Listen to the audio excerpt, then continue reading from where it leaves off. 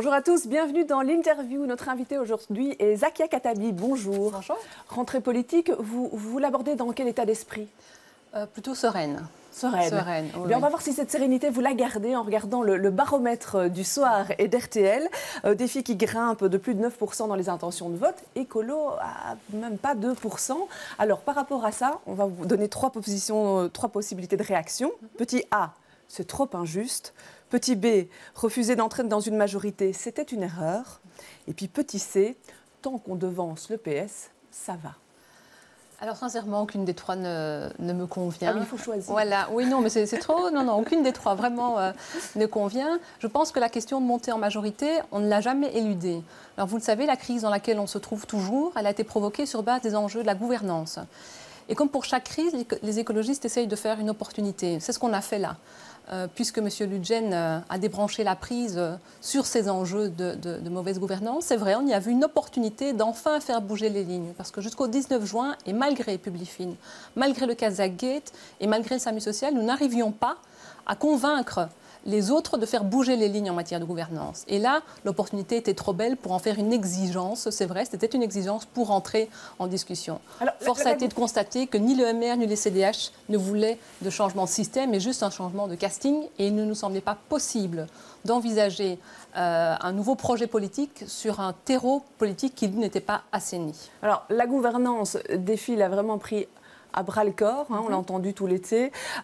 Mais ça, au départ, c'était un peu votre core business aussi. Vous ne vous sentez pas un petit peu lésé dans l'histoire? Vous n'êtes pas déçu? Écoutez, pas du tout. Je pense que plus on sera nombreux à le porter, plus on aura des chances de faire bouger les lignes. Et moi, je me réjouis de ce que quelqu'un comme M. Minguin, dont c'est vrai, on épingle souvent que le groupe est sans doute celui qui est le composé de plus de cumulards, que lui-même cumule les deux fonctions.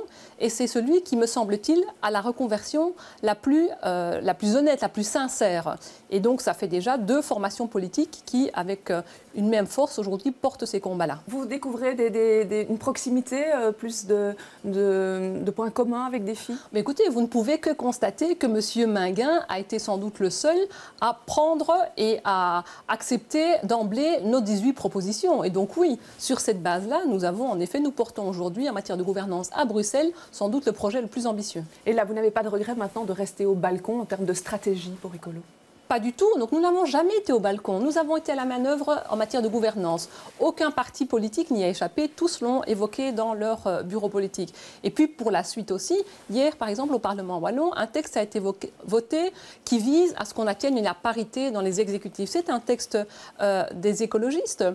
Ici, aujourd'hui, au Parlement bruxellois, les textes qui sont en discussion dans le groupe de travail Écolo-Groen Défi, auquel aujourd'hui s'associe le PS, c'est sur base des textes que nous mettons sur la table. On l'évoquera sans doute tout à l'heure. La question des allocations familiales à Bruxelles est fondamentale. Il n'y a pas d'accord. Nous avons un texte, donc nous ne sommes pas au balcon. Nous faisons bouger les lignes depuis l'opposition et nous alimentons par des propositions concrètes le travail dans les parlements. Alors, vous êtes assez dur avec le CDH. Quand on regarde la capitale de ce matin, vous dites « le CDH, il tourne avec le vent ». La gouvernance n'était qu'un prétexte pour le CDH. Il est prêt à faire n'importe quoi pour gouverner avec n'importe qui. C'est très dur. Alors c'est vrai, les mots sont durs, mais ils sont à la mesure de la déception. Quand vous voyez le chaos institutionnel dans lequel on est aujourd'hui, qui a été provoqué sur base des affaires et de la gouvernance. Vous savez, toutes les affaires, au-delà du SAMU social, il y a eu Publifin avant, etc. On retrouve trois ingrédients. La concentration du pouvoir, les conflits d'intérêts et l'enrichissement personnel. Alors je reconnais qu'aujourd'hui, dans l'accord de majorité en Wallonie, tout ce qui touche à la gouvernance, en fait, est un des résultats de notre négociation. Mais rien dans cet accord-là ne met à mal le triptyque enrichissement personnel, conflit d'intérêts et concentration du pouvoir. Et donc oui, aujourd'hui, je dis ma déception. Mais tout de suite, je dis aussi... Bruxelles sur ça? Alors, j'espère. Nous avons déposé des propositions ambitieuses. Le PS a fait savoir qu'il nous suivrait. Ma collègue de Groen, Myriam Almachi, a entamé la même démarche que celle qui a été la nôtre avec Patrick Duprier, de rencontrer et d'échanger avec l'ensemble des formations politiques flamandes à Bruxelles. Et donc on verra si on aboutit. Mais la difficulté, elle n'est pas celle d'avoir été volontariste. La difficulté, elle est celle de voir qui aujourd'hui est prêt à passer de la parole aux actes. Quand M. Ludgen provoque la crise et qu'il reste aujourd'hui aveugle aux enjeux de conflit d'intérêts, je prends un exemple. M. Dimitri Fourny, il cumule c'est un cumul député-bourgmestre. Par ailleurs, il est avocat d'une intercommunale dans laquelle sa propre commune est représentée. Il faut vraiment être de très, très, très, très mauvaise volonté pour ne pas voir qu'il y a un potentiel conflit d'intérêts. Et donc, juste le vernis de la gouvernance, nous, ça ne nous intéresse pas. Nous exigeons un vrai changement de système en matière de pratique politique si on veut éviter les prochaines affaires. Ce qu'il y a aujourd'hui sur la table au Parlement wallon n'empêche pas les affaires Kubla ou les affaires de Decker. Il faut garder ça à l'esprit. Quand on voit que le CDH à Bruxelles, selon le baromètre, la flirte quand même avec le seuil d'éligibilité, c'est un parti qui mérite de disparaître pour vous? Alors, moi, je ne porterai pas de jugement là-dessus. En tout cas, une des conclusions que moi je tire du baromètre et qui me réjouit, c'est que les citoyens, ils sanctionnent les affairistes, mais aussi ceux qui en ont fait un enjeu politicien purement particratique. Alors pour la suite, les 18 propositions que vous avez avancées pour les élections de 2019, est-ce que ça va être un préalable pour une entrée dans une future coalition? Est-ce que là, vous serez aussi ferme que vous l'êtes maintenant? Alors non, les contextes sont différents. En 2019, ce sont les citoyens qui décideront de ce qui se passera. Ici, si on en a fait un préalable à l'entrée en négociation pour une majorité, c'est bien parce que la crise a été provoquée par ces enjeux-là. Mais en 2019, les citoyens nous diront ce qu'eux attendent comme coalition. Donc si le décumul intégral ne passe pas, ça ne nous empêchera pas de monter dans une majorité, mais de peser, le cas échéant, si ça n'est passé ni en Wallonie ni à Bruxelles, de continuer à porter la revendication. Alors on voit que les affaires ont suscité notamment des commissions d'enquête. Il y a celle du SAMU social, qu'on suit d'ailleurs sur notre antenne aujourd'hui, et qui permet de faire un peu la lumière sur ce qui s'est passé. C'est salutaire, ce travail parlementaire? Alors oui, je pense, parce que d'abord, on sait, le SAMU social a toujours été une black box, dont aujourd'hui c'est bien que l'on déconstruise le fonctionnement. Et puis par ailleurs, au-delà de l'affaire, je pense que, je l'ai dit, dans chacune des crises, les écologistes voient une opportunité. Et ici, en l'occurrence, il faut saisir la balle au bond pour remettre à plat fondamentalement la politique du sans-abrisme à Bruxelles. Et donc faisons de nouveau de cette crise de la gouvernance une opportunité en matière de politique vis-à-vis des sans-abri. Au-delà du politique, alors ici vraiment sur le fond du dossier. Un vrai enjeu de politique, puisqu'on voit que comme le SAMU social captait l'ensemble des budgets, ou en tout cas une des plus grosses parts du budget, et qu'il se cantonnait, alors c'était nécessaire, mais quand même qu'il s'est cantonné à de l'humanitaire, il s'agit aujourd'hui de pouvoir alors dégager toutes ces masses budgétaires et en faire autre chose. Je pense notamment au projet de Housing First. Alors, allocation familiale à Bruxelles, ça coince toujours. Sur notre antenne, à votre place, Didier Gozon était là mercredi. On va écouter ce qu'il disait. Il ne faut pas faire un projet pro-wallon ou pro-flamand, un projet pro-bruxellois et qui tienne compte, bien entendu, de nos moyens budgétaires. C'est le bon sens et j'appelle au bon sens. Un projet strictement bruxellois, c'est ça le bon sens? Alors je ne sais pas. C'est vrai que nous portons un projet écolo-groen en matière d'allocation familiale, mais qui vise l'ensemble de nos enfants, qu'ils soient francophones et flamands.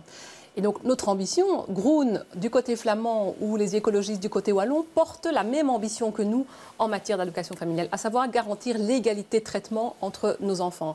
Aussi entre les familles, puisqu'on voit ici la question de la juxtaposition de deux systèmes, met à mal l'égalité entre elles des familles, mais aussi au sein même des familles, une inégalité entre les enfants. Par ailleurs, on a l'ambition de profiter de la réforme pour faire de ces allocations familiales un vrai outil de lutte contre la pauvreté infantile. Et donc, de nouveau, au-delà des jeux politiciens, il y a une belle opportunité pour repenser fondamentalement le soutien à la parentalité, mais aussi la lutte contre la pauvreté infantile. Quand vous parlez de la juxtaposition de deux systèmes, c'est entre les enfants déjà nés et ceux à naître. Absolument. Mais de toute façon, il va y avoir des différences entre les habitants de la périphérie, ceux de Bruxelles, ceux de la Wallonie. Ah oui, tout à fait, mais ce n'est pas nous qui en avons fait le choix. Il va y avoir des choses, on le déplore, mais c'est vrai que comme écologistes, flamands et francophones, bruxellois ou wallons, nous avons porté un projet commun. Pour vous, le montant de base, ça doit être quoi, l'allocation? Alors ici, nous, on est parti sur un montant de base de, alors si je ne me trompe pas, de 135 €, mais nous avons aussi, alors, contrairement à ce qu'a fait la Wallonie, plus de seuils, ce qui permet d'éviter ce qu'on connaît en Wallonie, un certain nombre d'effets pervers. Ouais. Alors, l'école dans tout ça, on est à la rentrée scolaire. Ouais. Est-ce que la crise politique, ça va mettre à mal le fameux pacte d'excellence? On comptait dessus pour relancer l'éducation? Alors, d'abord, j'espère que non. J'espère que la crise est derrière nous, que ceux qui sont condamnés aujourd'hui à travailler ensemble le fassent dans l'intérêt de nos enfants. Et puis, nous, comme écologistes, on a décidé d'aller un pas plus loin, parce qu'il nous semble que le pacte d'excellence a réfléchi dans le cadre qui est imposé, le cadre de l'école qui est imposé, j'ai envie de dire, depuis le début du siècle. Nous, on a envie déjà d'ouvrir d'autres portes et de réfléchir aux questions de transition pédagogique.